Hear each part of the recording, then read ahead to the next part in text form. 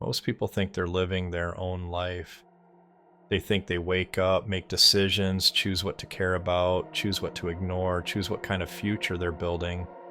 That belief feels obvious, it feels normal, it feels unquestionable, and that's exactly why it works. Because if you were in control, you wouldn't feel constantly behind, you wouldn't feel mentally exhausted for no clear reason, you wouldn't feel busy all day but unsure what you actually accomplished. You wouldn't feel like time keeps accelerating while your life stays in the same place. But that's not how most people feel.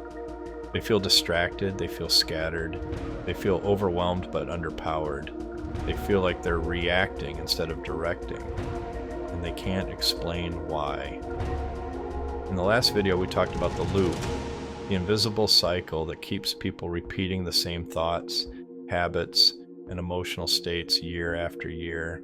In the video before that, we talked about the system, the structure that shapes behavior without ever announcing itself. This video goes one level deeper, because today we're talking about the most dangerous illusion of all, the illusion that you're in control. Here's the uncomfortable truth. You don't lose control all at once. It's taken from you slowly, quietly, in pieces so small you never notice them disappearing. And by the time you realize something's wrong, you don't remember what control ever felt like. Let's break it down. Most people think control means willpower. They think if they just try harder, if they just get more disciplined, if they just fix their habits, everything will fall into place. But that's not how control actually works. Control doesn't start with effort. It starts with attention, because you can only control what you can consistently focus on.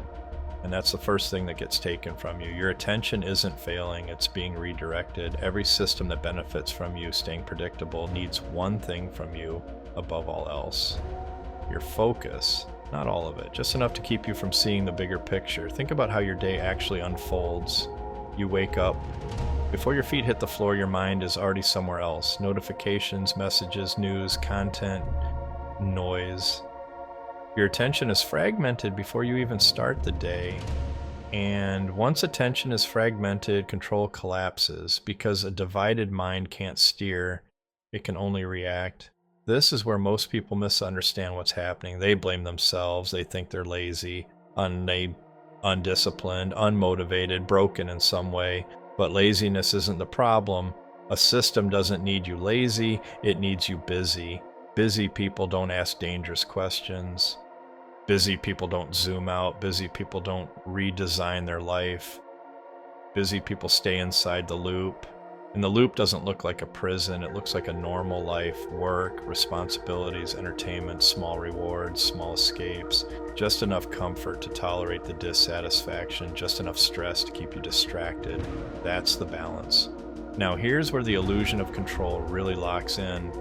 You're allowed to choose, but only between options that don't threaten the system. You can choose what to watch, but not what dominates culture. You can choose what to buy, but not what's pushed relentlessly into your awareness. You can choose your opinions as long as they fall within acceptable ranges. That's not freedom, that's guided selection. And guided selection feels exactly like control until you step outside of it. Think about how often you feel like you're deciding, but the decision was shaped long before you made it. Your preferences didn't appear randomly. Your beliefs weren't formed in isolation. Your desires didn't come from nowhere. They were cultivated. Repeated exposure, reinforcement, social proof, fear of missing out, fear of being left behind. None of this is accidental. And once you see that, you start to realize something unsettling. Your mind is not a private space. It's a battleground. Every platform, every algorithm, every incentive structure is competing for one thing: control over what you notice, because whoever controls attention controls behavior. And whoever controls behavior controls outcomes. This is why motivation advice fails so badly. Motivation assumes you're in control of your inputs. You're not. If your environment constantly pulls your attention in 10 different directions, if your mind is never still long enough to think deeply, if you're emotionally drained before the day even begins, no amount of motivation will save you. This is also why people feel strangely relieved when they hear this for the first time, because it explains something they felt but couldn't name. The feeling that they're running a race they never agreed to. the feeling that the rules keep changing, the feeling that they're doing everything right but going nowhere. That's not personal failure, that's structural pressure. And here's the part that really messes with people. The system doesn't need to control you completely. It only needs to control you enough. Enough to keep you distracted, enough to keep you reactive, enough to keep you inside short-term thinking, because long-term thinking is dangerous. Long-term thinking creates leverage. It creates independence. It creates exits. And exits are the one thing the system can't allow at scale. So instead, you're kept in a constant state of urgency. Everything feels important. Everything feels immediate. Everything demands a response right now. But nothing meaningful ever seems to move forward. That's not an accident. Urgency kills strategy. If you're always responding, you're never designing. If you're always consuming, you're never creating. If you're always busy, you're never free. And freedom is not a feeling. Freedom is the ability to say no. No to distractions, no to noise, no to paths that don't lead where you want to go, but you can't say no if you don't see what's controlling you. This is where most people stop listening, because this realization creates discomfort. If you're not fully in control, then you have to question how much of your life was actually chosen, and that's a hard thought to sit with. So the mind does what it always does. It minimizes, it rationalizes, it scrolls, anything to avoid sitting with the truth for too long. But if you stay with it just a little longer, something interesting happens. You start noticing patterns. You notice how predictable your reactions are. You notice how certain content reliably changes your mood. You notice how certain environments drain you while others sharpen you. And slowly control begins to return, not because you fought harder, but because you saw clearer. Control isn't about domination, it's about awareness. Awareness breaks loops. Awareness exposes systems. Awareness gives you leverage. This is why the system relies on speed. Fast content, fast opinions, fast outrage, fast pleasure. Speed prevents reflection. Reflection is where control is reclaimed. And this brings us to the most important distinction of all. There's a difference between being allowed to choose and being able to choose. Most people are allowed to choose, very few are able. Ability requires clarity. Clarity requires space.